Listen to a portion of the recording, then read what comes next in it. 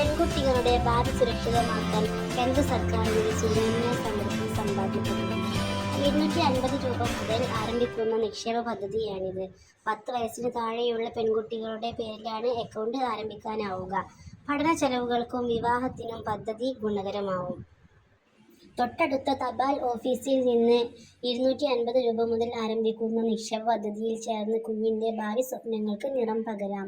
ഇതിനായി തപാൽ വകുപ്പും കേന്ദ്ര സർക്കാരും സംയുക്തമായി രൂപീകരിച്ച പദ്ധതിയാണ് സുകന്യ സമൃദ്ധി സമ്പാദ്യ പദ്ധതി. പദ്ധതി പ്രകാരം രക്ഷിതാവിന് പരമാവധി 2 പെൺകുട്ടികളുടെ പേരിൽ ഓരോ അക്കൗണ്ട് തുടങ്ങാം. 250 രൂപ മുതൽ 1,50,000 രൂപ വരെ പ്രതിവർഷം നിക്ഷേപിക്കാനാകും.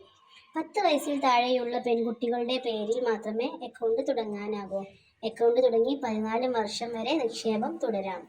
നിക്ഷേപിക്കുന്ന തുകയുടെ വാർഷിക പലിശ നിരക്ക് വർഷം തോറും അക്കൗണ്ടിലേക്ക് നിക്ഷേപമായെത്തും. കുട്ടിക്ക് 18 വയസ്സ് തികയുമ്പോഴോ 10ാം ക്ലാസ് പാസ്സാകുമ്പോഴോ വിദ്യാഭ്യാസ ചെലവിനായി ബാലൻസ് തുകയുടെ 50% പിൻവലിക്കാനും പദ്ധതിയിലൂടെ സാധിക്കും.